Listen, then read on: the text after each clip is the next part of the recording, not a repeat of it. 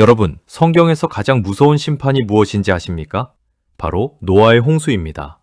온 세상이 물에 잠겼습니다. 모든 생명체가 죽었습니다. 오직 방주 안에 있던 8식구만 살아남았습니다. 그런데 이상한 점이 있습니다. 하나님은 사랑의 하나님이십니다. 인자하시고 긍휼이 많으신 분이십니다. 그런데 왜 온 세상을 물로 심판하셨을까요? 다른 방법은 없었을까요? 악한 사람들만 벌하시면 안 됐을까요? 왜 굳이 전 인류를 멸하는 극단적인 방법을 택하셨을까요?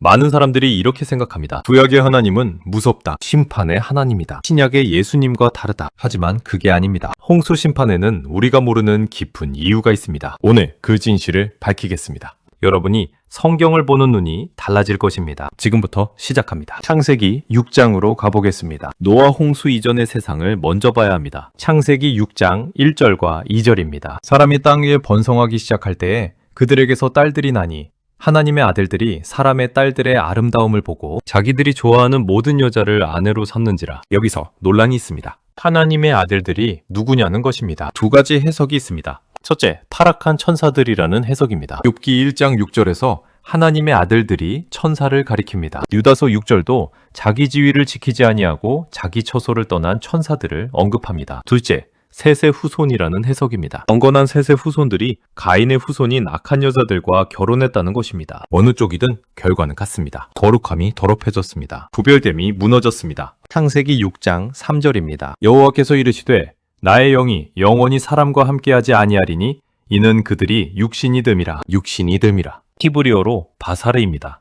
완전히 육적이 되었다는 뜻입니다. 영적인 것은 사라졌습니다. 하나님을 찾지 않았습니다. 오직 육체의 욕망만 따랐습니다. 창세기 6장 4절입니다. 당시에 땅에는 네피림이 있었고 그 후에도 하나님의 아들들이 사람의 딸들에게로 들어와 자식을 낳았으니 그들은 용사라. 고대의 명성이 있는 사람들이었더라. 네피림이 등장합니다. 히브리어로 나팔에서 나온 말입니다. 떨어진 자들, 거인들이라는 뜻입니다. 이들은 강했습니다. 유명했습니다. 하지만 악했습니다. 폭력이 난무했습니다. 약자를 짓밟았습니다. 힘이 곧 정이었습니다. 창세기 6장 5절입니다. 여호와께서 사람의 죄악이 세상에 가득함과 그의 마음으로 생각하는 모든 계획이 항상 악할 뿐임을 보시고. 이 구절을 자세히 봅시다. 죄악이 세상에 가득함, 넘쳐 흘렀다는 뜻입니다. 조금이 아니라 완전히 차버렸습니다. 마음으로 생각하는 모든 계획, 외면을 보신 겁니다. 겉모습이 아니라 마음을요. 항상 악할 뿐, 가끔이 아닙니다.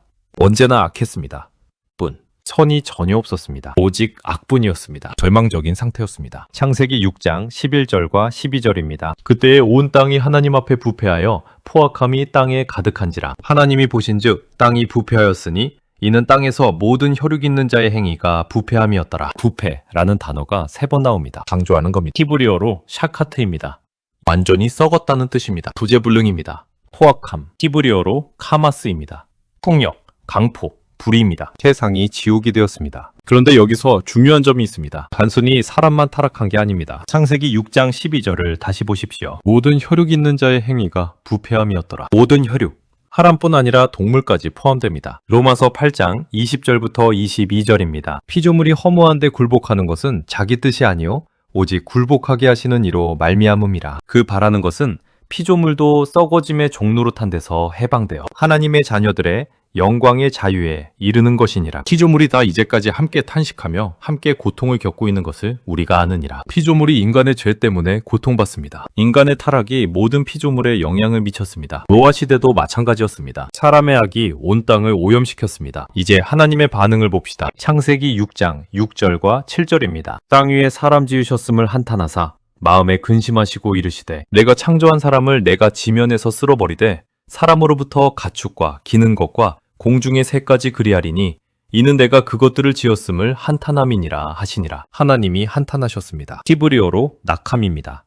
깊은 슬픔과 후회를 나타냅니다. 마음에 근심하시고 히브리어로 아차부입니다.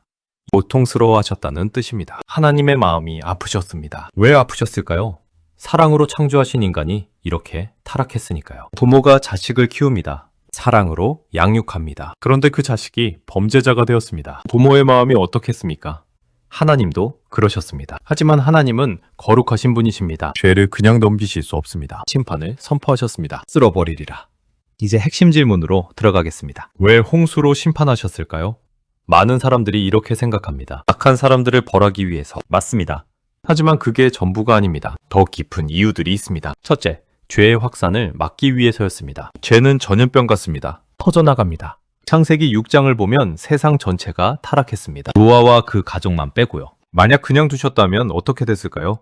노아 가족마저 타락했을 겁니다. 희망이 완전히 사라졌을 것입니다. 하나님이 수술하신 겁니다. 암세포를 제거하듯이요. 아프지만 필요했습니다. 더 큰 파괴를 막기 위해서였습니다. 둘째, 새로운 시작을 하시기 위해서였습니다. 홍수는 끝이 아니었습니다. 새로운 시작이었습니다. 첫 창조가 타락했습니다. 두 번째 기회를 주시는 겁니다. 노아를 통해 인류가 다시 시작됩니다. 깨끗한 출발을 하는 겁니다. 베드로후서 3장 5절부터 7절입니다. 이는 하늘이 예적부터 있는 것과 땅이 물에서 나와 물로 성립된 것도 하나님의 말씀으로 된 것을 그들이 일부러 잊으려 함이로다. 이로 말미암아 그때에 세상은 물이 넘침으로 멸망하였으되 이제 하늘과 땅은 그 동일한 말씀으로 불사르기 위하여 보호하신 바 되어 경건하지 아니한 사람들의 심판과 멸망의 날까지 보존하여 두신 것이니라. 물의 심판 후에 새 세상이 시작되었습니다. 앞으로 불의 심판 후에 또 새 하늘과 새 땅이 올 것입니다. 셋째, 하나님의 공의를 보이시기 위해서였습니다. 하나님은 공의로우신 분이십니다. 죄를 반드시 심판하십니다. 만약 심판하지 않으셨다면 어떻게 됐을까요?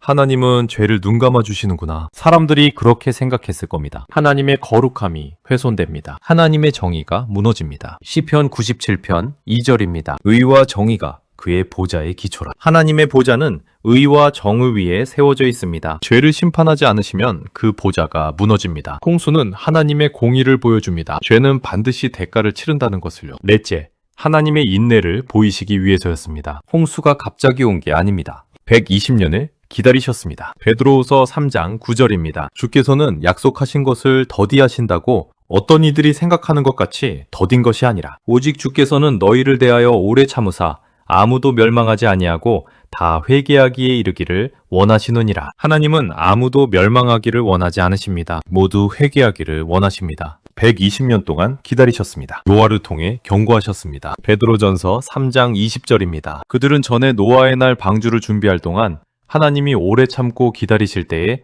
복종하지 아니하던 자들이라. 오래 참고 기다리실 때 하나님의 인내가 보입니다. 하지만 사람들은 회개하지 않았습니다. 기회를 거부했습니다.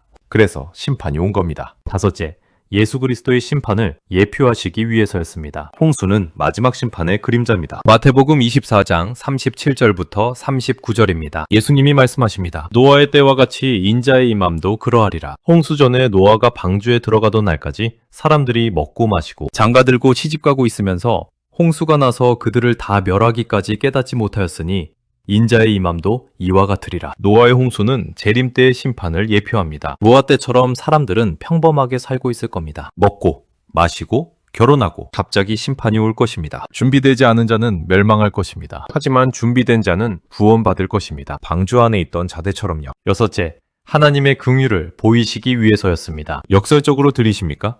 심판 가운데서도 긍휼이 있었습니다. 창세기 6장 8절입니다. 그러나 노아는 여호와께 은혜를 입었더라. 그러나 이 한 단어에 희망이 있습니다. 세상은 멸망했지만 노아는 구원받았습니다. 8식구가 살아남았습니다. 완전히 멸하실 수도 있었습니다. 하지만 남겨두셨습니다. 미가 7장 18절입니다. 주와 같은 신이 어디 있으리이까?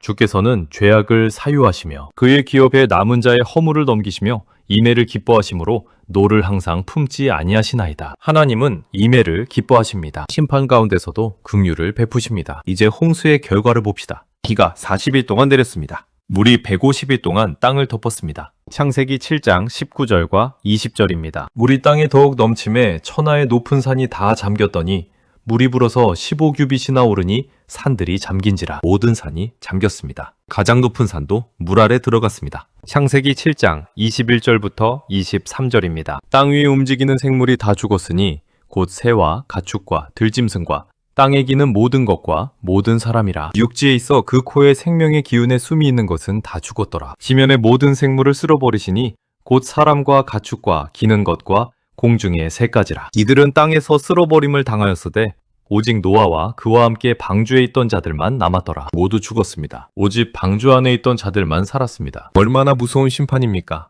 하지만 하나님은 약속하셨습니다. 다시는 물로 멸하지 않겠다고요. 창세기 8장 21절과 22절입니다. 여호와께서 그 향기를 받으시고 그 중심에 이르시되 내가 다시는 사람으로 말미암아 땅을 저주하지 아니하리니 이는 사람의 마음이 계획하는 바가 어려서부터 악함이라. 내가 전에 행한 것 같이 모든 생물을 다시 멸하지 아니하리니 땅이 있을 동안에는 심음과 거둠과 추위와 더위와 여름과 겨울과 낮과 밤이 쉬지 아니하리라. 은혜의 약속입니다. 그리고 무지개를 주셨습니다. 창세기 9장 13절부터 15절입니다. 내가 내 무지개를 구름 속에 두었나니 이것이 나와 세상 사이의 언약의 증거니라. 내가 구름으로 땅을 덮을 때에 무지개가 구름 속에 나타나면 내가 나와 너희와 및 혈기 있는 모든 생물 사이에 내 언약을 기억하리니 다시는 물이 모든 혈육 있는 자를 멸하는 홍수가 되지 아니할지라. 무지개는 언약의 표징입니다. 심판이 있었지만 긍휼도 있습니다. 오늘 우리에게 주는 교훈이 무엇입니까? 첫째, 죄의 심각성을 깨달아야 합니다. 죄는 사소한 것이 아닙니다. 하나님이 온 세상을 심판하실 만큼 심각합니다. 우리도 죄인입니다. 로마서 3장 23절입니다. 모든 사람이 죄를 범하였음에 하나님의 영광에 이르지 못하더니 죄를 가볍게 여기지 마십시오. 둘째, 심판이 반드시 온다는 것을 기억해야 합니다. 노아 때 사람들은 믿지 않았습니다. 홍수가 오다니 말도 안 돼.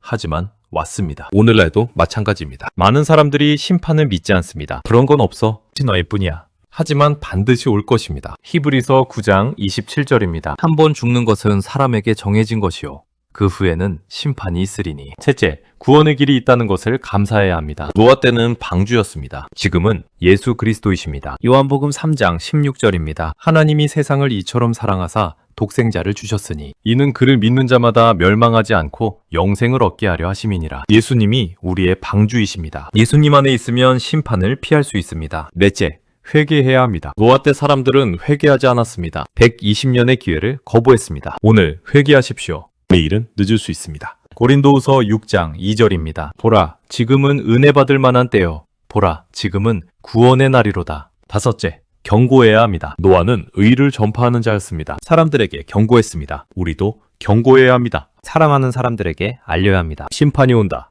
예수님께로 오라. 여러분, 하나님이 홍수로 심판하신 진짜 이유를 이제 아십니까?